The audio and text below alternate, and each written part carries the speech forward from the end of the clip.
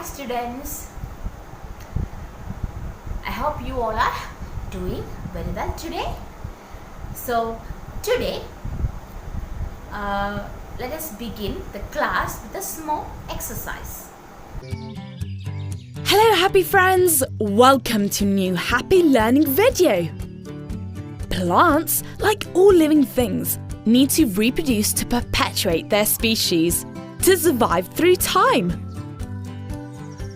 Today, we're going to get to know plant asexual reproduction.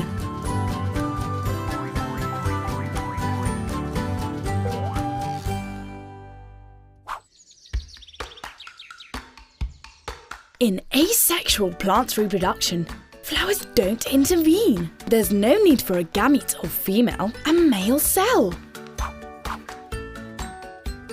In asexual reproduction, there's only one parent. So the new plants will be genetically identical to this.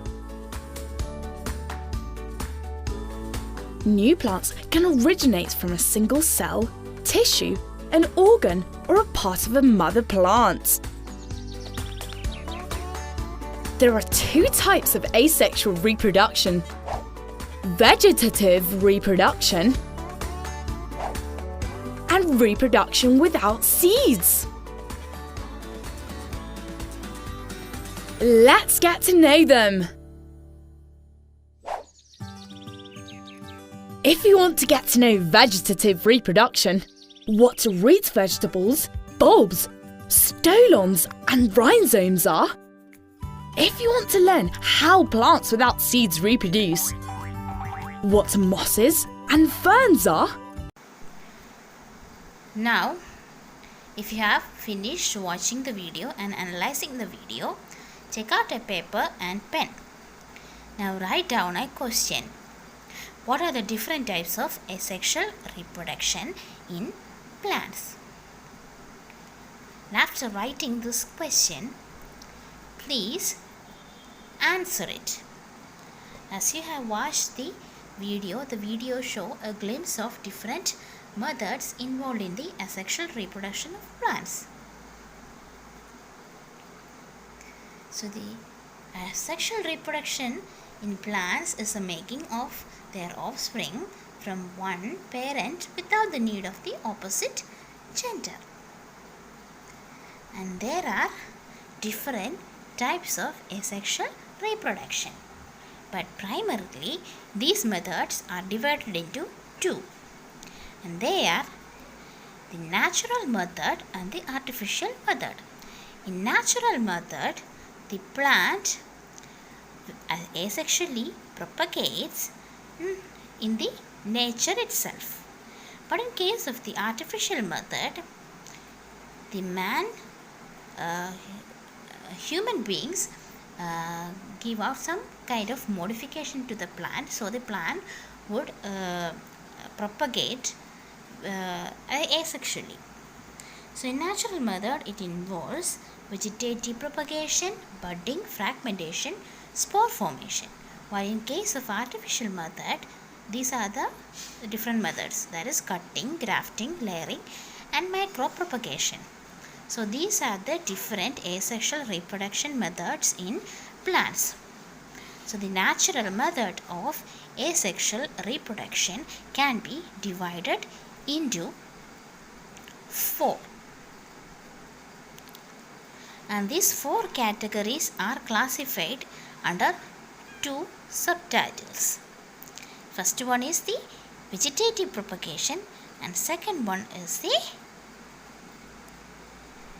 asexual propagation.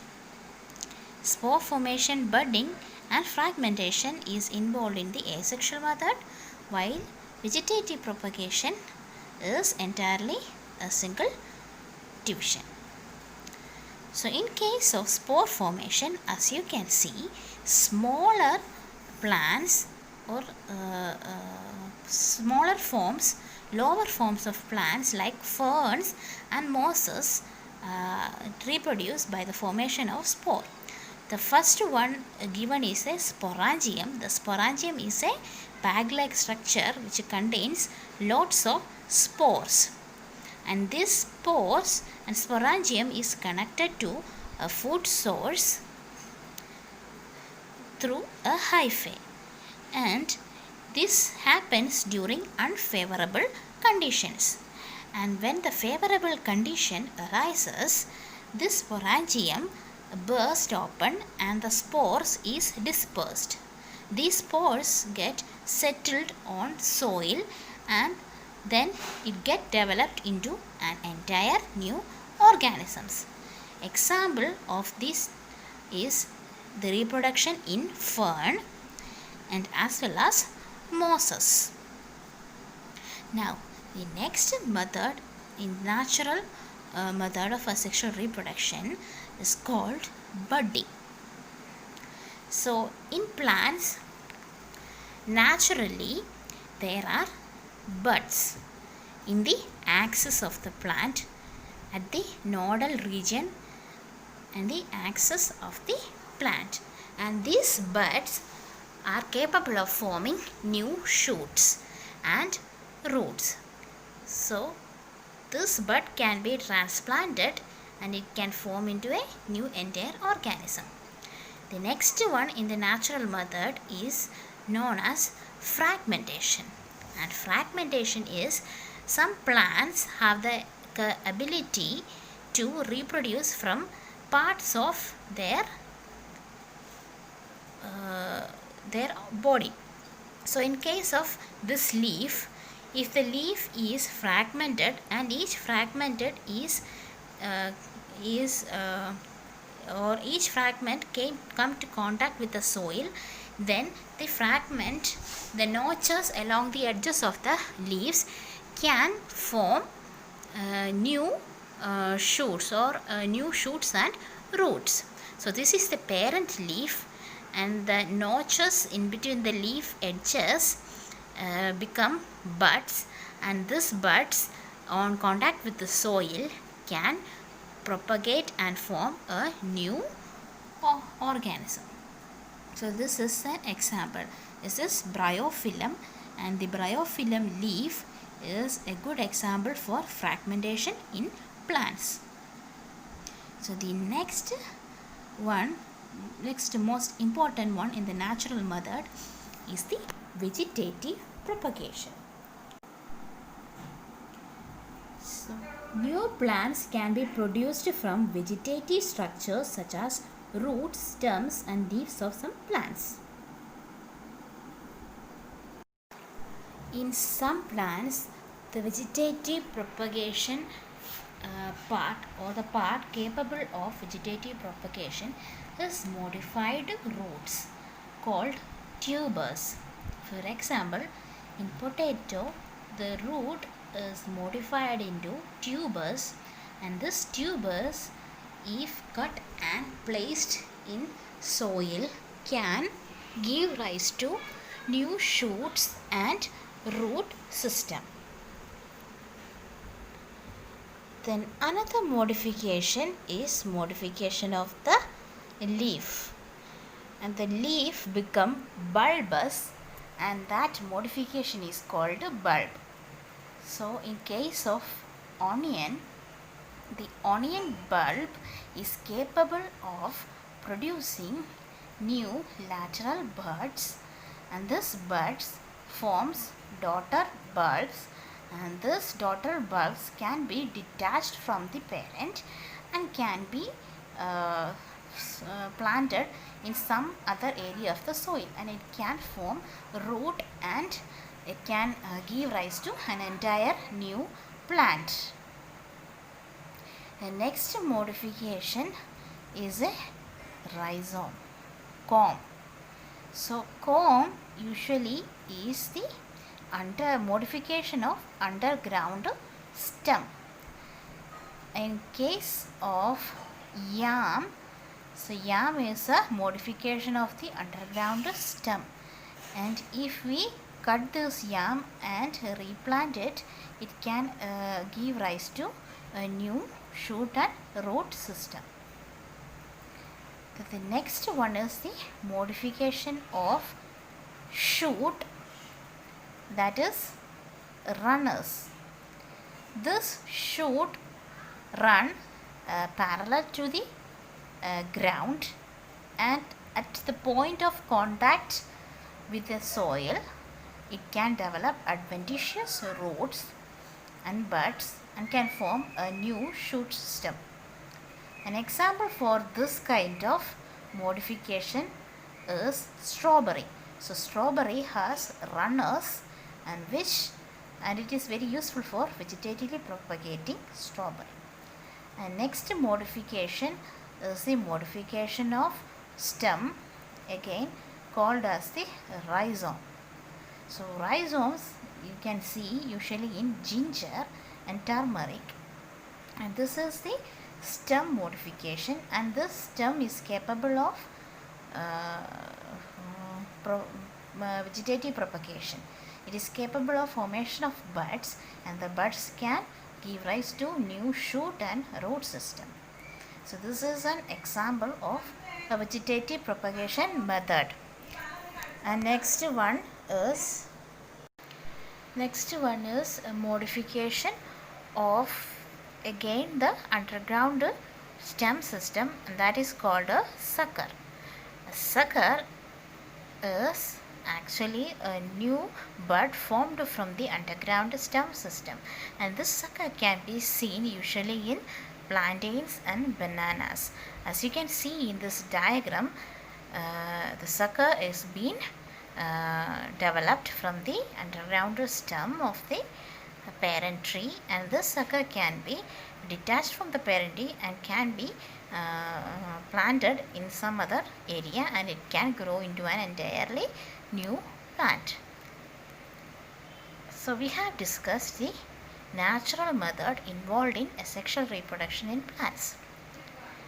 Now we shall go into the next one, that is the artificial method. So artificial method is that in which humans modify or artificially produce plants by vegetatively inducing vegetative propagation. And these are basic techniques that people use while doing agriculture. So there are different methods. These include grafting, cutting, layering and micropropagation. So first we shall see grafting. So in grafting what happens is that a stem of one plant will be transplanted or grafted into the root system of another plant. So the root system is called the stalk and the shoot system is called the scion. So scion of one plant is grafted tightly onto the stalk of another plant. For example, if a white rose variety is in your garden and it doesn't produce flowers, so what you can do is you can cut the shoot system and replace the shoot system or graft it with another type of rose plant, and it can grow well. So in grafting, once again the scion and the stalk are kept together and it is wrapped and waxed or sealed, and after several months this cutting will be healed. So the next one in the artificial propagation is cutting. In cutting, what is that?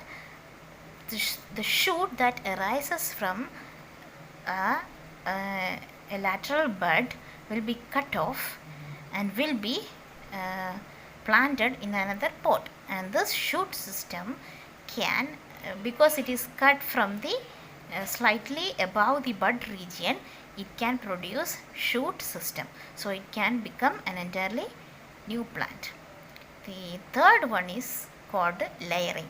In layering, this layering can be done in plants like jasmine. So what we can do is you can bend the stems of the plants, bury it in soil like what is given in this diagram, you can see part of the stem is buried in soil, and the part in which the stem comes in contact with the soil give rises to adventitious roots. And as soon as the root is formed, you can cut the stems and you can transplant them into individual plants. As you can see, from the parent plant, layering is done, and after adventitious root forms, then the connection between the parent plant and the layering stem is being cut, and the layering stem can be transplanted. And the last one is the micropropagation. So micropropagation can also be known as tissue culture, and it is basically a technique in which in the laboratory scientists or biotechnologists grow single